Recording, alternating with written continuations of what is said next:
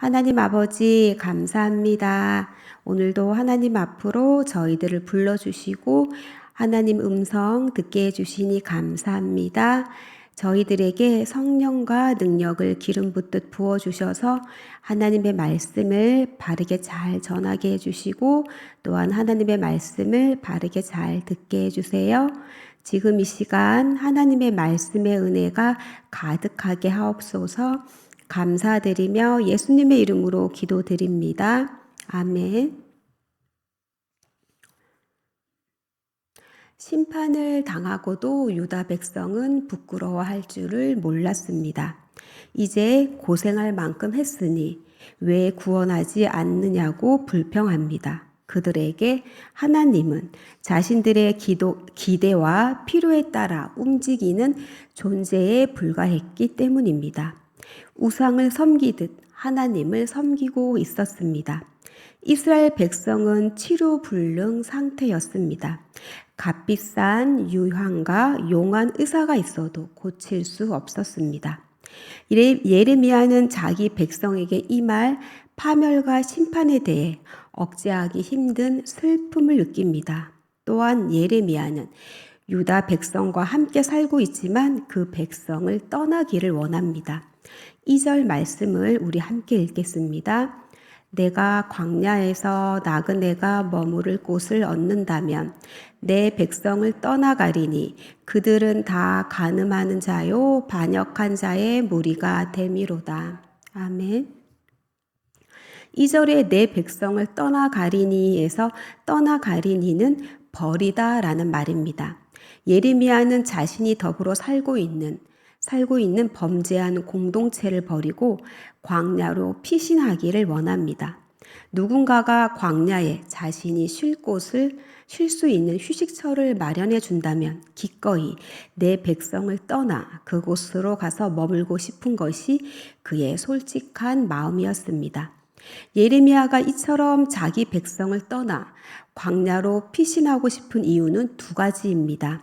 2절 후반절에 그들은 다 간음하는 자요 반역한 자의 무리가 됨이로다 말씀합니다. 유다 백성은 하나님을 버리고 이방 신들을 섬기는 영적 간음에 빠졌을 뿐만 아니라 그분의 뜻을 무시하면서 배신과 반역을 일삼는 무리가 되었기 때문입니다. 이렇게 유다 백성은 반역과 간음이 가득한 백성이었습니다. 하나님께 죄를 지은 유다 백성은 이웃에게도 죄를 지었습니다. 3절과 6절 말씀에서 유다 공동체는 거짓과 속임수가 가득하여 서로 신뢰할 수 없는 관계가 되었음을 말씀합니다. 유다 백성의 큰 문제점은 언어 생활이었습니다. 3절 말씀입니다. 우리 함께 읽겠습니다. 여호와의 말씀이니라 그들이 화를 담긴 같이 그들의 혀를 놀려 거짓을 말하며 그들이 이 땅에서 강성하나 진실하지 아니하고 악에서 악으로 진행하며 또 나를 알지 못하느니라. 아멘. 그들이 화를 담긴 같이 그들의 혀를 놀려 거짓을 말하며 라는 말씀은 그들이 자기 혀를 활처럼 굽게 하여 거짓으로 말한다는 말씀입니다. 거짓과 화를 함께 나열하여 이스라엘의 언어가 활이 굽은 것처럼 바르지 못함을 고발하고 있습니다. 3절 후반절에서 그들은 강성해진 만큼이나 진실성이 없었고 악에 악을 더하려고 돌아다닐 뿐 여호와가 자기들의 하나님이심을 알려고 하지 않았습니다. 4절은 이웃과 형제가 두 번씩 나오는데요. 4절 말씀입니다. 너희는 각기 이웃을 조심하며 어떤 형제든지 믿지 말라. 형제마다 완전히 속이며 이웃마다 다니며 비방함이라. 아멘. 고대 이스라엘은 한 마을을 구성하여 살아가는 마을 공동체였지만 이웃과 형제를 믿지 말라고 말합니다. 예레미야가 보기에 당시 유다 공동체는 형제들끼리도 서로 속이고 비방하는 공동체였기 때문입니다. 5절 말씀에 그들은 어떻게 해서든지 이웃을 속이려고만 들고 진실이 아니라 거짓말하는 법을 가르치고 악을 행하기만 하니 신물이 날 정도였습니다. 이렇게 유다 공동체는 좁게는 가족 공동체 안에서 식구들을 속이고 넓게는 지역 공동체 안에서 주변 사람들을 속이는 사회 분열의 상황에서 가족이건 이웃이건 어느 누구도 쉽게 믿어서는 안 되는 상황이었습니다. 예레미야가 활동하던 당시의 유다 공동체는 서로 속고 속이는 일들로 가득 차 있었기 때문에 공동체가 붕괴될 위기에 놓여 있었습니다. 유다 공동체가 이러한 상황이다 보니 어느 누구도 여호와 하나님을 알려고 하지 않았습니다. 6절 말씀을 우리 함께 읽겠습니다. 내가 사는 곳이 속이는 일 가운데 있도다. 그들은 속이는 일로 말미암아 나를 알기를 싫어하느니라. 여호와의 말씀이니라. 아멘. 죄와 거짓에 빠진 유다 백성 중에는 여호와 하나님을 아는 것을 좋아하는 사람이 없었습니다. 오히려 하나님을 아는 것을 거부했고 싫어하기까지 했습니다.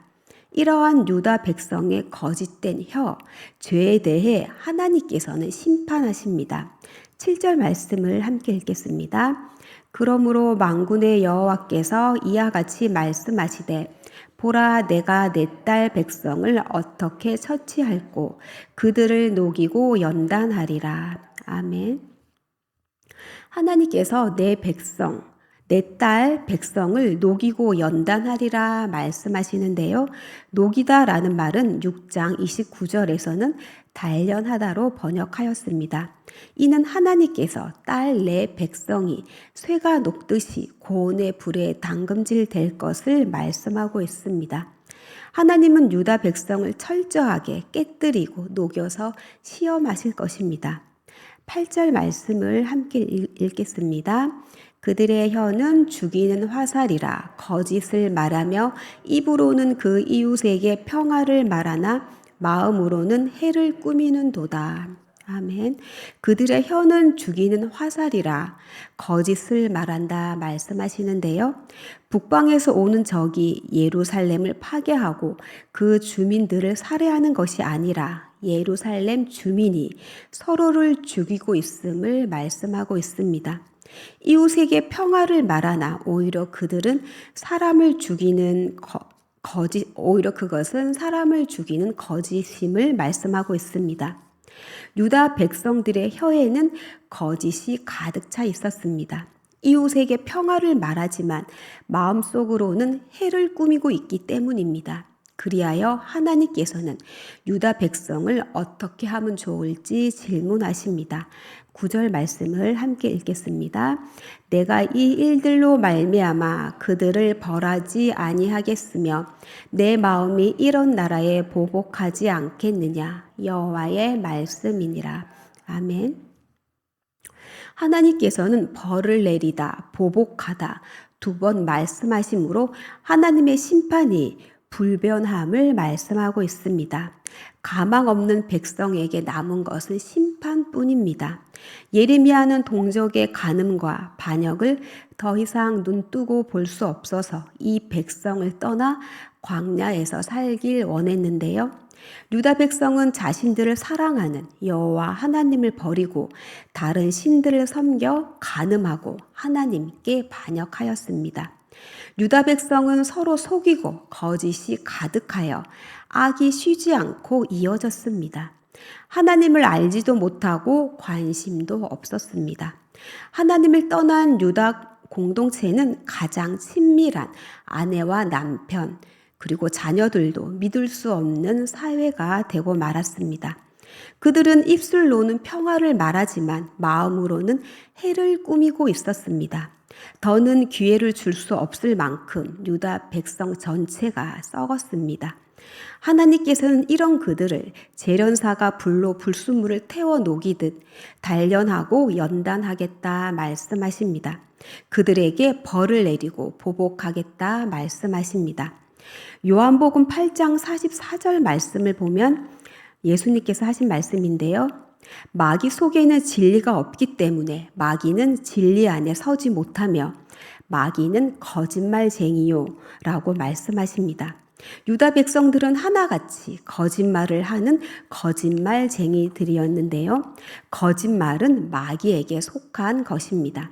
그들이 하나님을 버리고 떠났기 때문에 그들 안에는 진리가 없었습니다. 그러니 그들의 입에서 나오는 말에는 진실이 없고 서로를 속이고 거짓을 말할 수밖에 없던 것입니다. 골로새서 3장 말씀을 보면 위의 것을 생각하고 땅의 것을 생각하지 말라 말씀하십니다. 성도는 위에 속한 사람이기 때문에 하늘에 속한 사람이기 때문에 위의 것을 하늘의 것을 추구해야 한다 말씀하십니다. 성도의 몸은 비록 땅에 있지만 신부는 하늘에 있습니다. 예수 그리스도 안에 있는 그리스도인들은 죄와 사망에 속한 옛사람의 방식을 버려야 합니다. 자신의 존재를 더럽히는 것, 하나님의 명예를 망가뜨리는 것, 생명 간의 관계를 파괴하는 것들은 무엇이든지 허용해서는 안 됩니다.